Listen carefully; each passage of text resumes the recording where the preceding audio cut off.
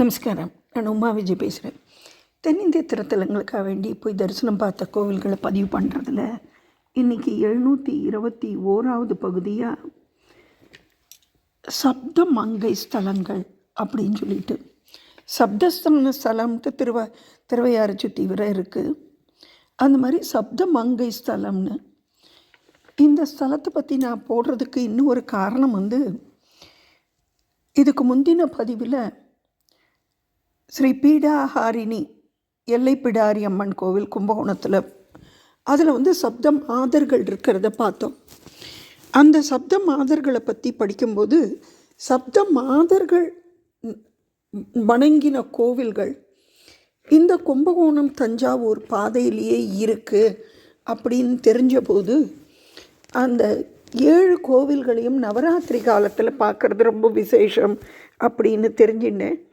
ஆனால் எனக்கு நான் எப்போ சந்தர்ப்பம் கிடைக்கிறதோ அப்போ தான் பார்க்க முடியும். அதனால் இந்த தடவை போனபோது அந்த கோவில்களுக்கு போகணும்னு ஒரே நாளில் ஒரு சாயங்காலத்தில் 7 கோவில்களையும் தரிசனம் பண்ணலான்னு சொல்லி தான் கிளம்பினது. அதில் முதலாம் ஸ்தலம் பார்த்தோன்னாக்க சக்கரமங்கை, அது சக்கரப்பள்ளி அப்படின்னு இப்போ சொல்கிறேன். இந்த இடம் எங்கே இருக்குன்னா கும்பகோணத்துலேருந்து தஞ்சாவூர் போகிற வழியில் ஐயம்பேட்டைங்கிற இருக்குது. அந்த ஐயம்பேட்டையை சுற்றி வர இருக்கிறது தான். அந்த ஐயம்பேட்டைக்கிட்ட போகும்போதே வெளியில் பெரிய ஒரு ஆர்ச் மாதிரி இருக்குது. அந்த தோரண வாயிலுக்குள்ளே ஒரு 500-600 மீட்டர் நடந்து போகிற மாதிரி போனோம்னாக்க வலது பக்கத்துலேயே இந்த கோவில் வந்துடுது. நான் இந்த கோவிலை பற்றி போகிறதுக்கு முன்னாடியே படிச்சுட்டு போனபோது செம்பியன் மாதேவி காலத்தில் இது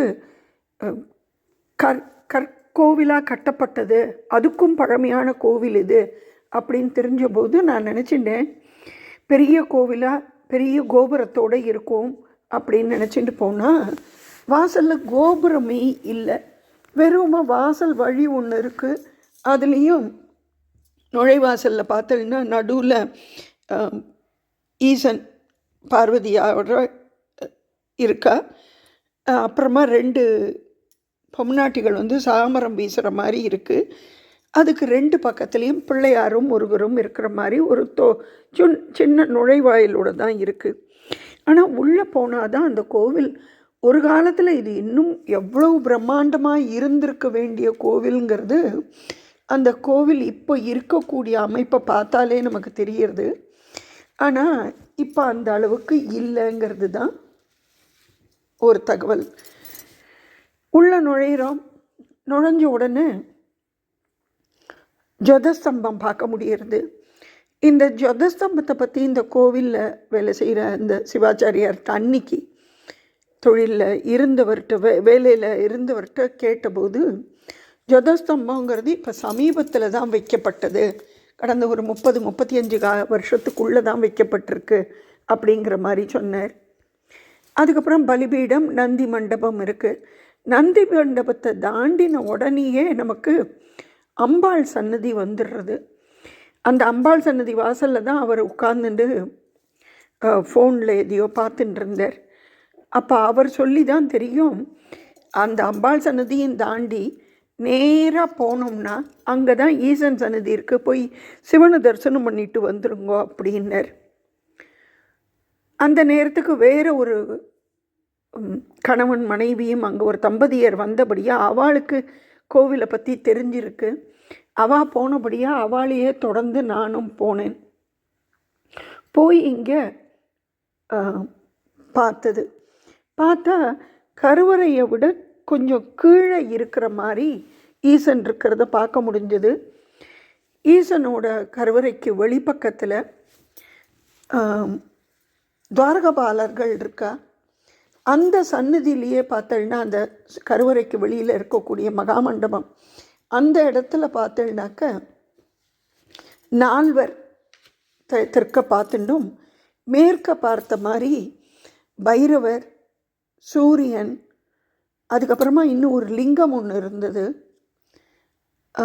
சந்திரன், எல்லாரும் இந்த பக்கம் சூரியன் அந்த பக்கம் சந்திரன் அந்த மாதிரி இருக்கிறதையும் பார்க்க முடிஞ்சது. அதுக்கப்புறமா நம்மளாவே சுற்றி வரலாம், பிரதர்ஷனம் சுற்றி வரலாம் அப்படின்னு சொல்லி வர்றதுக்கு. அப்போ வெளியில் வரும்போது ஈசனோட சன்னதிக்கு வெளிப்பகுதியில் பார்த்தோன்னா நிறைய தூண்கள் இருந்தது. அந்த தூண்களில் நிறைய சிற்ப வேலைப்பாடுகள் எல்லாம் இருந்தது. அந்த நால்வர் இருக்கிற இடத்துக்கிட்ட இருக்கிற தூண்கள்லாம் நிறைய சிற்ப வேலைப்பாடுகள். அதில் இந்த காஞ்சிபுரம் இது வேலூர் கிட்ட போகிற இடத்துல சிறுகரும்பூர் அப்படிங்கிற ஊரில் கல்லுலேயே ஒரு குழந்தை வயிற்றுக்குள்ளே எப்படி இருக்கும், அதோட வளர்ச்சி என்னங்கிறத கல்லில் புடைப்பு சிற்பமாக போட்டிருந்துருப்பா. அதே மாதிரி இந்த கோவில்லையும் நம்மளால் அந்த தூண்களில் ஒரு குழந்தை எப்படி உருவாகி எப்படி வர்றது அப்படிங்கிற சிற்பங்கள் இருக்கிறத பார்க்க முடிஞ்சது. அதை பார்த்துட்டு வெளியில் பிரதர்ஷனம் சுற்றி வரும்போது கோஷ்டத்தில் தக்ஷணாமூர்த்தி, அதுக்கப்புறமா லிங்கோத்பவர், துர்கை, பிரம்மா எல்லாருமே இருக்கிறத பார்க்க முடிஞ்சது. வெளிப்பிரகாரத்தில் பிள்ளையாருக்கு ஒரு பக்கம் தனி சந்நிதியிலையும் அடுத்த பக்கத்தில் சுப்பிரமணியரோடு வள்ளி தேவியானோட சேர்ந்த சுப்பிரமணியருக்கு தனி சன்னதியும் இருக்கிறத பார்க்க முடிஞ்சது. இதை பார்த்துட்டு தான் திருப்பி வெளியில் வரும்போது நம்ம அம்பாள் தெற்கு பக்கமாக இருக்கிற அம்பாளை தரிசனம் பார்க்க முடிகிறது. இந்த ஸ்தலத்தை பற்றி அந்த மாமாட்ட அதுக்கப்புறமா அவர் கொஞ்சம் கொஞ்சமாக பேச ஆரம்பித்தார். முதல்ல அவ்வளோவா பேசலை. அதுக்கப்புறமா அவர் சொல்லும்போது இந்த ஸ்தலத்தில் சுவாமி பேர் சக்கரவாகீஸ்வரர். அதாவது மகாவிஷ்ணு தன்னுடைய சக்கரத்தை, இழந்த சக்கரத்தை திரும்பி பெறதுக்காக வேண்டி இங்கே பூஜை பண்ணி சுவாமி கிட்ட வாங்கிண்டார் அப்படிங்கிற தகவலையும், அதை தவிர பிரம்மா அடிமுடி காண முடியாமல் ஈசன் வளர்ந்து இருந்தபோது சக்கரவாக பறவையாக பறந்து மேலே போய் அவர் போய் முடியை பார்த்துட்டேன்னு சொல்லி அந்த பிழையாக சொன்னதில் அவருக்கு ஏற்பட்ட சாபம் நீங்கிறதுக்கு இந்த ஸ்தலத்தில் அதே சக்கரவாக பறவையாகவே இருந்து பூஜை பண்ணினபடியாக இந்த ஸ்தலத்து ஈஸ்வரனுக்கு சக்கரவாகீஸ்வரர் அப்படிங்கிற பேருங்கிறது தெரிஞ்சுட்டேன். இங்கே அம்பாள் சன்னதிக்கு எழுத்த மாதிரி ஒரு குண்டம் மாதிரி இருந்தது. அந்த குண்டத்தில் குங்குலியம் போட்டு வேண்டிண்டாக்க அம்பாள் மாங்கல்ய பலத்தை தருவா. இங்கே யமபயம் இல்லாமல் போகும். பெண்கள் குங்குலியத்தை அந்த குங்குலிய குண்டத்தில் போட்டு வேண்டிப்பா அப்படின்னு சொல்லி சொன்னான். அதே மாதிரி திருவையாறில் குங்குலிய நாயனார் சொல்லி அங்கே குங்குலியம் வாங்கி போடுற பழக்கம் இருக்குது. அதே இந்த கோவில்லையும் இருக்கிறத தெரிஞ்சிக்க முடிஞ்சது. இங்கே இந்த ஸ்தலத்தில் அதுக்கப்புறமா புஸ்தகங்கள்லேருந்து படித்தது எல்லா விவரத்தையும் நான் தெரிஞ்சின்ற விஷயங்களை உங்களோட பகிர்ந்துக்கிறேன்.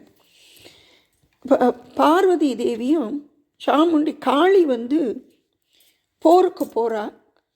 போருக்கு போகும்போது அசுரர்களோட போருக்கு போகும்போது சப்த மங்கைகள், அதாவது சிவா, விஷ்ணு, பிரம்மா, முருகர், இந்திரன், வராக சுவாமி எல்லாரோட சக்தியாக பெண் ரூபமாக அவளுக்கு சிவன்டேந்து மாகேஸ்வரி, பிரம்மாட்டேந்து பிராமி, விஷ்ணுக்கிட்டேந்து வைஷ்ணவி, முருகர்டேந்து கௌமாரி, இந்திரன்டேந்து இந்திராணி, வராக சுவாமிகிட்டேருந்து வராகி, இப்படி உருவங்கள் சக்திகளாக அவள் பெற்றுண்டு இந்த சப்த மாதர்களாக அம்பாளோட போருக்கோசரம் வராளாம். அப்படி அந்த காளிக்கு துணையாக போகும்போது ஒவ்வொரு இடத்துலையும் அவள் தனித்தனியாக ஈசனை வழிபாடு பண்ணி வேண்டிண்டு போகிறா. அதே மாதிரி அம்பாளும் ஈசனை தவம் இருந்து வேண்டாளாம். இந்த ஸ்தலத்தில் பிரம்மா வந்து தன்னோட சாபம் போக வேண்டினதுனாலே என்னமோ தெரியல, பிரம்மாவோட சக்தியான பிராமி இந்த ஸ்தலத்தில் கமண்டலத்தோடையும் அக்ஷ மாலையோடையும் இருந்துண்டு பூஜை பண்ணியிருக்கா ஈசனுக்கு. ஈசன் வந்து தன்னுடைய திரு உருவத்தை வெவ்வேறு சிவ தரிசனமாக ஒவ்வொரு இடத்துலையும் இந்த 7 சப்த மாதர்களுக்கும் ஒவ்வொரு இடத்துல ஒவ்வொரு தரிசனம் கொடுத்தாராம். அதாவது சிவனோட நெற்றிக்கண், திரிசூலம், பாதம், உடுக்கை, அவர்கிட்ட இருக்கக்கூடிய நாகம், கங்காதேவி, அப்புறம் அந்த பிறை சந்திரன், 3ஆம் பிறை சந்திரன், இந்த 7 சின்னங்களும் ஒவ்வொரு இடத்துல ஒவ்வொரு தேவிமார்களுக்கும் சப்த மாதர்களுக்கும் அந்தந்த இடத்துல பூஜை பண்ணினா பார்வதிக்கும் தரிசனமாக கிடச்சிருக்கு. அப்படி இந்த சக்கரப்பள்ளி சக்கரமங்கைங்கிற ஸ்தலத்தில் அம்பாளுக்கு வந்து ஈசனோட நெற்றிக்கண் தரிசனம் கிடைச்ச இடம். பிராமிக்கும் பூஜை பண்ணினவளுக்கு நெற்றிக்கண்ணை தரிசனமாக கிடைச்ச ஸ்தலம் இந்த ஸ்தலம் அப்படின்னு. இங்கே இருக்கிற அம்பாள் வந்து தேவநாயகி அப்படிங்கிற பேரில் இருக்கா. இந்த அம்பாள் வந்து சின்ன பெண்ணாக பிறந்தவளுக்கு 7 விதமான பருவங்கள் அப்படின்னும், அந்த பருவங்களோட பெயர்கள் அவளோட வாழ்க்கை காலத்தில் பேதை,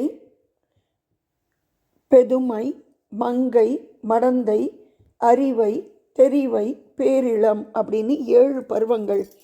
பெண்ணாக பிறக்கிறவாளுக்கு இந்த 7 பருவ காலத்திலையும் ஏற்படக்கூடிய இன்னல்கள், தடைகள், பிரச்சனைகள் எல்லாத்தையும் அந்தந்த ஸ்தலத்தில் வேண்டிண்டு நிவர்த்தி பண்ணிக்கணும்னு சொல்லப்பட்டது. இந்த ஸ்தலத்தில் அம்பாள் வந்து பேதையா, அதாவது 1 வயசுலேருந்து 8 வயசுக்குள்ளே நம்ம கன்னியா பெண் சொல்லுவோம், அந்த கன்னியா ஸ்திரீயா, சின்ன பாலையா, பேதையா இங்கே வந்து தரிசனம் கொடுத்துருக்கா. பேதைகளுக்கு இந்த ஸ்தலத்தில் தரிசனம் கொடுத்துருக்கா. அதுக்கு காசியிலேருந்து ஒரு அந்தனர் தன்னோட மனைவியோடு இந்த பக்கத்துக்கு வந்தாராம். அந்த காசியிலேருந்து வந்தவரோட பேர் வந்து அனவித்யநாத சர்மா. அவரோட மனைவி பேர் வந்து அகவிக்ஞை. இந்த நாதசர்மா அகவிக்ஞை தம்பதிகளுக்கு ஏற்பட்ட தடையிலேருந்து, பிரச்சனைகள்லேருந்து அம்பாள் வந்து ஒரு பேதை பெண்ணாக, சின்ன பெண் ரூபத்தில் காட்சி கொடுத்து அவளுக்கு அனுகிரகம் பண்ணினா. அதனால் இந்த ஸ்தலம் வந்து பேதை பெண்கள் வணங்கக்கூடிய ஸ்தலம். அதை தவிர இங்கே வந்து யமபயம் நீக்கிற ஸ்தலமாகவும் இருக்குது. அம்பாள்கிட்ட அந்த குங்குலியை, முன்னாடி இருக்கிற அந்த குங்குலியை குண்டத்தில் போட்டு வேண்டினா மாங்கல்ய பலம் கிடைக்கிறது அப்படின்னும் இருக்குது. இந்த அம்பாளை பார்த்தேன்னா வலது காலை முன்னாடி வச்சுட்ட மாதிரி, கொஞ்சம் முன்னாடி நகர்த்தி வச்சுட்ட மாதிரி இருக்குது. பந்தனை நல்லூர் கோவிலில் அம்பாள் பந்து அடிக்கிறதுக்கு காலை அப்படி முன்னாடி நகர்த்தி வச்சுட்டு இருப்பாள். அந்த மாதிரி இங்கேயும் கொஞ்சம் கால் முன்னாடி இருக்குது. அதாவது அதுக்கு காரணம் என்னன்னாக்கா, கேட்குற பக்தாளுக்கு உடனே அவளோட கஷ்டத்துக்கோ அவளோட வேண்டுதலுக்கோ பதில் சொல்கிறதுக்கோ ஓடி வர்றதுக்கோசரம் வலது காலை ரெடியாக வச்சுட்டு அம்பாள் அப்படி காத்துன்ருக்கா அப்படின்னும் தெரிஞ்சிட்டேன். இந்த ஸ்தலத்தை வந்து சேக்கிழார் பெருமான், தேவர்கள், குபேரர்கள், மகாவிஷ்ணு, பிரம்மாவை தவிர இவாளாமும் வணங்கியிருக்கா. ஞான சம்பந்தரால் பாடப்பட்ட ஸ்தலம் இந்த ஸ்தலம். இந்த ஸ்தலத்தை பற்றி ஞான சம்பந்தர் சொல்லும்போது, படையினார் வெண்மழுப்பாய் புலித்தோலரை உடையினார் உமையொரு கூறனார் ஊர்வதோர் விடையினார் வெண்பொடி பூசியார் விரிபுணல் சடையினார் உறைவிடன் சக்கரப்பள்ளியே அப்படின்னு சொல்லி பாடியிருக்கார். இந்த கோவிலில் வந்துட்டு செம்பியன் மாதேவி கற்றொலியாக எடுத்தான்னு சொன்னேன் இல்லையா, அந்த செம்பியன் மாதேவிங்கிறது வந்து ராஜராஜ சோழனோட பாட்டி. அவள் வந்து ஈசனை பூவால் பூஜை பண்ணுற மாதிரி இங்கே புடைப்பு சிற்பமும் இருக்குது. அதை தவிர நிறைய கல்வெட்டுக்கள் இந்த கோவிலில் இருக்குது. இந்த கல்வெட்டுகள் வந்து முதலாம் ராஜராஜன், முதலாம் ராஜேந்திர சோழன், ராஜாதிராஜன், சுந்தரபாண்டியன், 3ஆம் குலோத்துங்கன் இவாளோட கல்வெட்டெல்லாம் இங்கே நிறைய இருக்குது. ஆதி காலத்தில் இந்த ஊரை பற்றின கல்வெட்டுகளில் பேர்கள் வந்து நித்த வினோத வளநாட்டு கிழார் கூற்றத்து அகழிமங்கலத்து பிரம்மதேயம் திருச்சக்கராப்பள்ளி அப்படின்னும், ராசகிரி, ஐயம்பேட்டை, ராஜேந்திர சோழ சதுர்வேதி மங்கலம், குலோத்துங்க சோழ வளநாடு, திருச்சக்கராம்பள்ளி உடைய மகாதேவர் அப்படின்னு இந்த சுவாமியோட பேர் அப்படின்னு கொடுத்துருக்கு. இந்த ஊரில் பார்த்தோன்னா பங்குனி மாதத்தில் வர்ற சங்கடஹர சதுர்த்தி அன்னைக்கு சூரிய பூஜை சுவாமி மேலே நடக்குமா. அதை தவிர பங்குனி உத்தரத்துக்கு அப்புறமா வரக்கூடிய சித்திரா நட்சத்திரத்தன்னைக்கு காலையில் அம்பாளும் சுவாமியும் கண்ணாடி பல்லக்கில் முன்னாடி மங்கள வாத்தியம் எல்லாம் முழங்குற மாதிரி 7 ஊருக்கு இந்த சப்த மங்கை ஸ்தலங்கள், இந்த 7 ஊருக்கும் ஊர்வலம் புறப்பட்டு காத்தாலேயே கிளம்பிடுவாளாம். போயிட்டு சாயங்காலம் தான் வருவா. அது ரொம்ப சிறப்பாக நடக்கும் அப்படிங்கிறத தெரிஞ்சினேன். இந்த தேவநாயகி அம்பாளும் பார்க்குறதுக்கு அவ்வளோ பார்த்துட்டே இருக்கலாம் போல் இருக்குது. நாங்கள் போன நேரம் இருட்டு நேரம், கொஞ்சம் கரண்ட்டும் போயிட்டு அதுக்கப்புறம் கற்பூர தீபத்தில் அம்பாளை பார்க்குற வாய்ப்பு கிடச்சிது. அவ்வளவு மனசுக்கு சந்தோஷமாக இருந்தது. இந்த கோவிலில் நவகிரகம் கிடையாது. என்ன காரணம்னாக்க சுவாமியே நவகிரக நாயகராக இருக்கார். அதனால் இந்த இடத்துல நவகிரகம் கிடையாது அப்படின்னு சொல்லப்பட்டது. ஒரு காலத்தில் பெரிய ராஜகோபுரத்தோடு இருந்திருக்கலாம், ஆனால் இப்போ ராஜகோபுரமும் இல்லை. ஒரு கிணறு இருக்கிறதையும் பார்த்தேன். சுவாமி சன்னதிக்கிட்டேருந்து வரும்போது வெளியில் ஒரு கிணறு இருக்கிறதையும் பார்த்தேன். இந்த கோவிலில் வேண்டிண்டா எந்த விதமான தடைகள், அதாவது கல்வியில் தடை, வேலை கிடைக்கிறதுல தடை, திருமணத்தில் தடை, இப்படி எந்த விதமான தடைகளை நீக்கிற ஸ்தலமாகவும், யமபயம் போக்கக்கூடிய ஸ்தலமாகவும், மாங்கல்ய பலம் தரக்கூடிய ஸ்தலமாகவும் இந்த சப்தமங்கை ஸ்தலங்களில் முதலாம் ஸ்தலமான சக்கரப்பள்ளி, சக்கரமங்கை அப்படிங்கிற ஸ்தலம் இருக்குது. யாருக்கெல்லாம் சந்தர்ப்பம் கிடைக்கிறதோ கும்பகோணம் டு தஞ்சாவூர் போகிற பாதையில் இருக்கக்கூடிய முதல் ஸ்தலம் இந்த சக்கரப்பள்ளி தான். இந்த வீடியோ பிடிச்சிருந்ததுன்னா லைக் பண்ணுங்க, கமெண்ட் பண்ணுங்க, ஷேர் பண்ணுங்க. நமஸ்காரம்.